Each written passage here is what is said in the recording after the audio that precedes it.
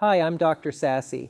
If you've been having trouble getting to the bathroom in time or find yourself going way too often, sacral neuromodulation might be the answer. It's a special implant that helps fix the messages going between your brain and your bladder. Sometimes your body sends mixed up signals, and that causes leaks or strong urges that are hard to control. This little device helps guide those signals the right way so your bladder and bowel can do their jobs properly. The procedure comes in 2 easy steps. First, we try it out with a tiny wire near your lower back that connects to a belt device. You wear it for a week or 2 to see if you feel better.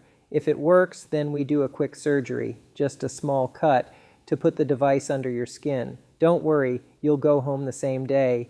It helps many people when medicines don't work or cause side effects. And the best part, you can still enjoy things like swimming and running once you've healed. Sacral neuromodulation gives people their freedom and confidence back, and for many it's a life-changing step.